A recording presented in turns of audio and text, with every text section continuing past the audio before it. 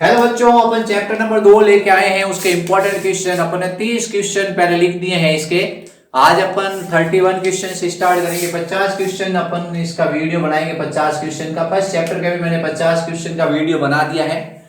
इस आप मेरे एक चैनल बना हुआ टेलीग्राम पे, उसका लिंक मैं इसमें दे दूंगा डिस्क्रिप्शन बॉक्स में, उसको ज्वाइन करें और रोज आप क्वेश्चन है उनकी प्रैक्टिस करें। तो ऑब्जेक्टिव क्वेश्चन जितने ज्यादा आपके राइट होंगे, आपके अंदर कॉन्फिडेंस आएगा और आपके नंबर होंगे वो बढ़ते जाएंगे। ठीक है, अगर आपको होशियार होना है बायोलॉजी के अंदर तो आपको रोज के क्या है 20 ऑब्जेक्टिव सवाल करने जरूरी हैं। अगर 20 ऑब्जेक्टिव सवाल आप रोज कर लेते हो तो आपको पूरी बायोलॉजी है वो एकदम पकड़ में आ जाती है। ठीक है, तो ये नियम है कि आपको अगर बड़े सवाल याद नहीं होते तो आप इस बार ऑब्जेक्टिव सवाल, एक लाइन के सवाल और जो खाली स्थान है और सही गलत है वो काफी ज्यादा मार्क्स आपको दिला देंगे। तो आप ये ऑब्जेक्टिव सवाल है इनकी तरफ अपन नजर दौड़ा देते हैं कि कौन कौन सा ऑब्जेक्टिव सवाल है। सबसे पहला सवाल है बिना निषेचन। बिना निषेचन मतलब निषेचन के बिना बीज का निर्माण होने की क्रिया को क्या कहते हैं।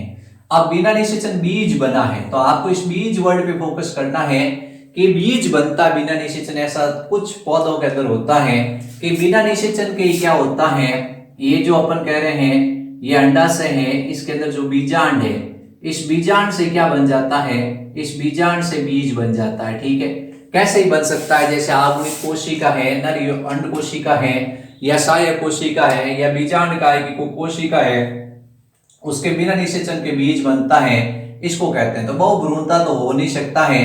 बहुभ्रूणता का मतलब होता है एक से अधिक भ्रूण होना। एक बीज में एक से अधिक भ्रूण होते हैं, उसको कहते हैं बहुभ्रूणता। अब असंजनन को अपन एपोमिक्सिस कह रहे हैं। क्या कह रहे हैं? एपोमिक्सिस कह रहे हैं। तो एपोमिक्सिस का मतलब यही होता है कि बिना निषेचन बीज बनते हैं, उसको एपोमिक्सिस कहते हैं। अब इसका महत्व तो यह है कि जो संकर बीज बनते हैं उन संकर बीजों को क्या होता है, आगे अनुवांशिक रूप से उनके गुणों को संरक्षित करने के लिए, संकर बीजों के अनुवांशिक रूप से गुणों को संरक्षित करने के लिए अपन क्या करते हैं, आसंजनन विधि अपनाते हैं। तो ये क्वेश्चन भी आता है, आसंजनन विधि का क्या महत्व है। जो संकर बीज बनाए जाते हैं उनके अंदर अनुवांशिक गुण होते हैं, उनको सुरक्षित रखने के लिए किसान क्या करता है, बाजार से संकर बीज खरीदता है। फिर उसके पश्चात क्या होता है, उनकी खेती करता है। तो उनके अंदर जो गुण होते हैं उनको सुरक्षित रखना है तो उसमें अनिषेक जनन यानी आसंजनन उसको कराना पड़ेगा। भ्रूणोद्भवन की परिभाषा अपन जानते ही हैं कि क्या होता है, जो भ्रूण होता है उसका निर्माण होना, युग्मनज से भ्रूण बनता है, इसको कहते हैं भ्रूणोद्भवन। लैंगिक जनन अपन जानते हैं, नर युग्मक और मादा युग्मक का संलयन होता है, इसको लैंगिक जनन कहते हैं। तो सबसे जो राइट आंसर है वो है आसंजनन। ठीक है, अब दूसरा सवाल है फिर बिना निषेचन।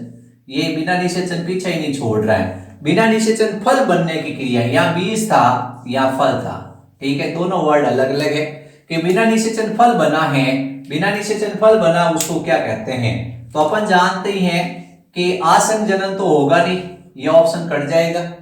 फिर बचता है अलैंगिक जनन। तो अलैंगिक जनन में तो एक जनक ही होता है और उससे क्या होता है, नई संतान बनती है। अब युग्मन में क्या होता है, ये जैसे अपन कह रहे हैं भ्रूण कोश है, इसमें अंड कोशिका है, इस अंड कोशिका के बिना निषेचन क्या होता है, भ्रूण बनता है, उसको अपयुग्मन कहते हैं। अब अपने एक बच्चा है अनिषेक फलन, नाम से ही पता चल जाएगा बिना निषेचन फल बनना, फल और लिखा हुआ आ का मतलब होता है नहीं। बिना निषेचन के अगर फल बनता है तो इसको अनिषेक फलन कहते हैं। जैसे अपन कहते हैं केला है, जैसे अपन कह रहे हैं संतरा है, नींबू है, इनका निर्माण किया जाता है, कुछ हार्मोन का छिड़काव किया जाता है, कुछ हार्मोन होते हैं इनका छिड़काव किया जाता है इस वर्तिकाग्र के ऊपर, तो अंडा से परिपक्व हो जाता है, फल बन जाते हैं, तो इसको कहते हैं अंगूर हैं। तो अनिषेक फलन होता है, इसका मतलब बिना निषेचन फल बनने की क्रिया को अनिषेक फलन कहते हैं। अब अगला सवाल है आसंग जनन का उदाहरण है, यानी किसमें आसंग जनन देखा जाता है। आपसे पूछा कि कौन से पौधों में एपोमिक्सिस देखा जाता है, तो पहला ऑप्शन है एस्ट्रेशिया, दूसरा ऑप्शन है घास, तीसरा ऑप्शन है धतूरा और चौथा ऑप्शन है ए और बी दोनों। तो धतूरे में तो क्या होता है, नर युग्मक मादा युग्मक दोनों उपस्थित हैं, तो उसमें लैंगिक जनन होता है और बीज बन जाते हैं। लेकिन एस्ट्रेशिया और घास है, इनके अंदर बीज बनते हैं, वो बिना निषेचन के बनते हैं। इसके बिना निषेचन के बीज बनते हैं, तो ऑप्शन होगा अपने ये ए और बी दोनों। फिर उसके बाद काली मिर्च और चुकंदर। काली मिर्च और चुकंदर हैं, काली मिर्च और चुकंदर दोनों के अंदर क्या होता है, बीजांड काय है। बीजांड काय आप जानते हो बीजांड में एक संरचना होती है, ये अध्यावरण है। इस अध्यावरण के नीचे मर्दूत्व की कोशिकाओं का भाग होता है, जो बीजांड का मुख्य भाग है उसको कहते हैं बीजांड काय। इस बीजांड काय की विशेषता यह आपाशित हो जाता है, नष्ट हो जाता है। पहला ऑप्शन है भ्रूणपोष। भ्रूणपोष तो नहीं बनता है, भ्रूणपोष तो बनता है द्विगुणी द्वितीयक केंद्रक से। भ्रूणपोष किससे बनता है, द्विगुणी द्वितीयक केंद्रक से, ठीक है। अब बीजांड काय से परिभ्रूणपोष बनता है, उत्तर होगा परिभ्रूणपोष। क्या होगा, आभासी फल आपको बताइए, बिना अपन कह रहे हैं कि अंडाशय के अलावा पुष्प का कोई अन्य भाग भी फल के निर्माण में योगदान देता है, जैसे पुष्पासन है, बाह्य दल, तब उसको आभासी फल कहते हैं। भ्रूणकोष अलग संरचना होती है जिसमें 7 कोशिकाएं होती है, उसको कहते हैं भ्रूणकोष। तो पीछे क्या बचा, परिभ्रूणकोष। तो सही उत्तर होगा परिभ्रूणकोष। यानी बीजांड काय होता है, आपने काली मिर्च है उसके चारों ओर एक पतला सा छोटा सा छिलका देखा होगा, कभी कभी उतर जाता है, तो उसको कहते हैं परिभ्रूणकोष। क्या कहते हैं, परिभ्रूणकोष। ये नाम आपको याद रखना है, परिभ्रूणकोष, ठीक है। तो ये आपको 4 सवाल हैं। अब आप लोगों को कितने उत्तर आ रहे थे वो आप सोच समझ के कमेंट बॉक्स में लिखे कि सर हमें ये उत्तर आ रहे थे, ये उत्तर आ रहे थे। आप मेरे टेलीग्राम चैनल पे भी जुड़े, मैं आपको रोज क्वेश्चन भेजूंगा।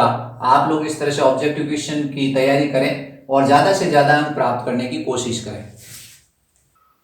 अब अगला सवाल अपने आ चुका है, अपने पास में और सवाल आ चुके हैं 4। आपने देखा कि जो क्वेश्चन है वो क्वेश्चन बहुत ही सिंपल है, अपने सामने 4 क्वेश्चन है, उनकी चर्चा करेंगे। आप लोग ध्यान से इन सवालों को देखें और एक सब्सक्राइब का बटन भी दबा दें साथ में। तो अपने क्या है, सब्सक्राइब बढ़ेंगे तो सवाल बढ़ते जाएंगे। मैं सारे चैप्टर के इंपॉर्टेंट क्वेश्चन डालूंगा। तो आपको मैंने 3 वीडियो, चौथा वीडियो है मेरा इंपॉर्टेंट क्वेश्चन का। पहले चैप्टर के मैंने 2 इंपॉर्टेंट क्वेश्चन के वीडियो डाल दिए हैं और तीसरा वीडियो डाल दिया, ये चौथा वीडियो अपने। ठीक, क्वेश्चन नंबर 35 है, गुद्देदार फल नहीं है। गुद्देदार फल नहीं है। पहले आपको बताना है गुद्देदार फल को कहते हैं फ्लैशी फ्रूट। क्या कहते हैं, फ्लैशी फ्रूट। फ्लैशी फ्रूट का मतलब ऐसे फल जिनकी फल भित्ति बाह्य फल भित्ति, मध्य फल भित्ति और अंतः फल भित्ति में बटी होती है, जिनकी फल भित्ति मोटी और मांसल होती है। तो गुद्देदार फल का मतलब जिनकी फल भित्ति मोटी और मांसल होती है, जिनकी फल भित्ति मोटी और मांसल होती हैं उनको कहते हैं गुद्देदार फल। अब गुद्देदार फल नहीं है, पहला ऑप्शन है अमरूद, दूसरा ऑप्शन आम, तीसरा संतरा, चौथा मूंगफली। अमरूद है, इसमें फल भित्ति के 3 स्तर होते हैं, बाह्य फल भित्ति, मध्य फल भित्ति, अंतः फल भित्ति। आम में भी 3 स्तर होते हैं, संतरे में भी 3 स्तर होते हैं, लेकिन मूंगफली में क्या होता है, पतला छिलका होता है और अंदर बीज होते हैं। ठीक है, इसमें फल भित्ति के 3 स्तर नहीं होते हैं। तो इस तरह से गुद्देदार फल नहीं है, तो आपका ऑप्शन होगा मूंगफली। मूंगफली में फल भित्ति बिल्कुल पतली होती है, छिलके टाइप की। ठीक है, इन तीनों की फल भित्ति कैसी होती है, मोटी और मांसल होती है। बाह्य फल भित्ति, अंतः फल भित्ति और मध्य फल भित्ति तीनों में बटी होती है। अब शुष्क फल नहीं है। शुष्क फल मतलब ड्राई फल, ड्राई फ्रूट्स। ड्राई फ्रूट का मतलब जिनकी फल भित्ति होती है वो पतली होती है, छिलके जैसी होती है। ठीक है, अंदर बीज आ जाते हैं। सबसे पहले मूंगफली आप लोगों ने खाई है, हाँ खाई है बच्चों, है ना। कोई ऐसा बच्चा तो नहीं जिसने मूंगफली टेस्ट नहीं की है। तो मूंगफली होती है, उसकी फल भित्ति बिल्कुल पतली होती है। मटर आप छीलते ही हो, कई बार आपको मौका मिला होगा छीलने का। किसी ऐसा बच्चा शायद ही जिसने मटर नहीं छीला होगा। तो मटर की फल भित्ति पतली होती है। सरसों अपन ने देखा ही है, ये इस तरह का होता है, इसकी फल भित्ति पतली होती है। अब केले भाई साहब की बात करते हैं।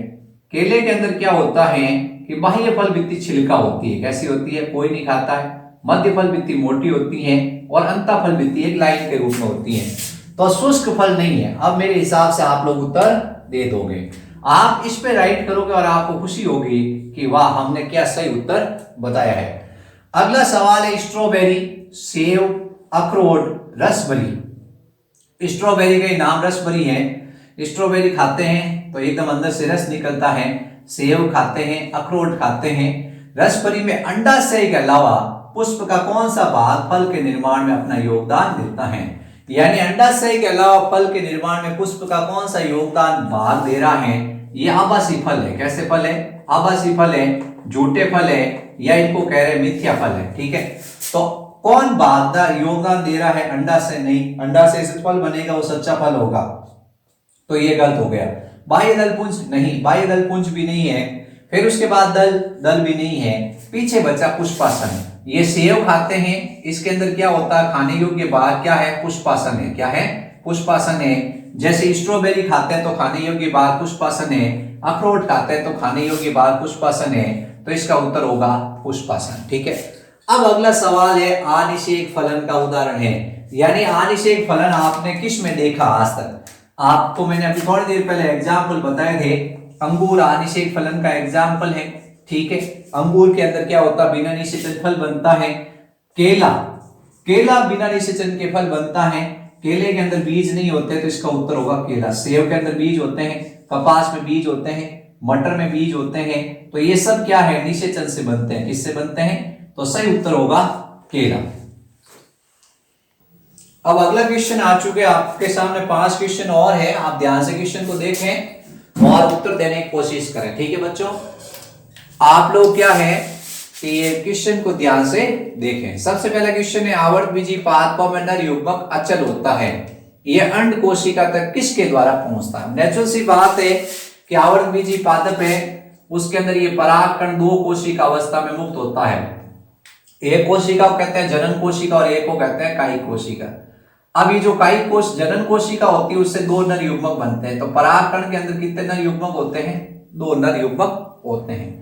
ये कहां आके बैठ जाता है, वर्तिकाग्र के ऊपर आके बैठ जाता है। ठीक है, तो परागकण वर्तिकाग्र के ऊपर आके बैठ गया, पर पराग इस तरीके से क्रिया हुई, फिर इससे क्या निकली, पराग नलिका निकली, और पराग नलिका है वो किस में प्रवेश कर गई, भ्रूण कोश में प्रवेश कर गई। अब इसने सवाल पूछा है, आवर्त बीजी पादपों में नर युग्मक अचल होते हैं, ये अंड कोशिका तक किसके द्वारा पहुंचते हैं। ठीक है, पहुंचते हैं, तो आपसे पूछा ये किसके द्वारा पहुंचते हैं, तो आपने बताया जल में तैर कर नहीं, जल में तैर कर या जल है नहीं, हवा द्वारा नहीं, कीट द्वारा नहीं, तो उत्तर होगा पराग नलिका। पराग नलिका क्या करती है कि ये जो जनन छिद्र होते हैं, जनन छिद्रों से पराग नलिका निकलती है। ये पराग नलिका क्या करती है, पराग कण होते हैं उनको पहुंचाने का काम करते। उत्तर होगा पराग नलिका। तो आप उत्तर क्या बताओगे, पराग नलिका द्वारा ये क्या होते हैं, ये भ्रूण कोश में पहुंचते हैं और भ्रूण कोश के अंड कोशिका में पहुंचते हैं। अब अगला सवाल है, अधिकांश परागण किस साधन या कारक द्वारा, अधिकांश परागण किसके द्वारा होता है। परागण आपको पता ही है, परागकण होते हैं, ये परागकोश से वर्तिकाग्र तक स्थानांतरित होते हैं, इसको कहते हैं परागण। क्या कहते हैं, परागण कहते हैं। परागण किस साधन या कारक द्वारा होता है, अधिकांश जो परागण होता है वो जैविक कारक से होता है, जैसे मधुमक्खियों द्वारा, हवा द्वारा होता है, जल द्वारा होता है, या अजैविक कारक से होता है। अब आपसे पूछा तो आप बताओगे, क्या बताओगे वो तो मैं नहीं जानता हूं, लेकिन आप लोग सोचोगे कि भाई अधिकांश परागकण किसके द्वारा होता है। तो अपन को पता ही है कि ज्यादातर जितना परागकण होता है उसका 80% होता है वो जैविक कारकों द्वारा होता है। मधुमक्खियां क्या होती हैं, ज्यादातर परागकण के लिए उत्तरदायी होती हैं। वो कीट होता है, वो क्या करता है, फूल के पास आता है भोजन के लिए, मकरंद के लिए, और परागकण होते हैं उनको वर्तिकाग्र पर लेके चला जाता है। तो मोस्टली क्या होगा, जैविक कारक द्वारा होगा। ठीक है, ये हवा जल ये दोनों अजैविक कारक है। कैसे कारक हैं, अजैविक कारक हैं। ठीक है, अब पुष्प के पुंबंग या पुंकेसर को काट दिया जाता है, तो अपन कृत्रिम संकरीकरण विधि अपनाते हैं। उसमें पुष्प के क्या करते हैं, 2 अलग अलग जो पादप होते हैं उसके बीच में जनन करवाते हैं। तो कृत्रिम संकरीकरण का मतलब अनुवांशिक रूप से भिन्न जनकों के बीच में क्रॉस कराते हैं। मेंडल ने क्या किया कि ये उभयलिंगी पुष्प था, इसमें पुंबंग और जायांग दोनों भाग थे, तो इस पुंबंग भाग को काट दिया। क्या कर दिया, पुंबंग भाग को काट दिया। तो विपुंसन मतलब होता है इमैस्कुलेशन। इमैस्कुलेशन का मतलब होता है, वी मतलब होता है पृथक करना, पू मतलब होता है पुंकेसर को। तो पुंकेसर को पृथक किया जाता है उसको क्या कहते हैं, या पुंबंग को पृथक किया जाता है उसको विपुंसन कहते हैं। बोरा वस्त्र आवरण तो आप जानते हो, इसके चारों तरफ क्या होता है, ये एक थैला बांध दिया जाता है। कृत्रिम संकरीकरण की विधि है जिसमें ये सब क्रिया करते हैं। बैगिंग मतलब वही बोरा वस्त्र आवरण को बैगिंग कहते हैं। तो क्या होता है, जैसे एक लिंगी पुष्प है मान लो, तो उसमें क्या करेंगे, ये आवारा परागकण है उसको बचाने के लिए क्या करेंगे, इसके चारों तरफ बोरा वस्त्र आवरण कर देंगे। अच्छे परागकण इसके ऊपर छिड़क दिए, फिर उसके बाद आपको क्या करना, बैगिंग ही करनी है। अब सवाल ऐसे भी पूछा जा सकता है, एक पुष्प है वो एक लिंगी है। कैसा है? एक लिंगी, उसमें मादा जनक ही है। तो आप विपुंसन करोगे क्या? नहीं, उसमें विपुंसन की जरूरत ही नहीं है, उसमें सीधा बोरा वस्त्र आवरण करना आपको। ठीक है। फिर उसके बाद शलभ। शलभ एक कीट का नाम। शलभ एक क्या है? एक विशेष प्रकार का क्या होता है? कीट होता है। ये कीट क्या करता है? अपने अंडे देता है। कीट क्या करता है? अपने अंडे देता है एक पादप के अंदर। उस पादप का नाम होता है, सॉरी ये शलभ है, वो अपने कीट किस पादप के अंदर देता है? तो आपको इसका आंसर युक्का बताना। युक्का के अंदर क्या होता है? ये अपने अंडे दे देता है। साथ ये शलभ क्या करता है? परागण कर देता है। कौन सी क्रिया कर देता है? परागण कर देता है। तो परागण भी हो जाता है और शलभ के अंडे हैं वो सुरक्षित रहते हैं इसके अंदर। और जब ये बीज होता है, इस फल होता है, जब निषेचित होता है, उसके बाद ये फल बनता है। फल के अंदर ये क्या होते हैं? छोटे छोटे लार्वा सुरक्षित रहते हैं।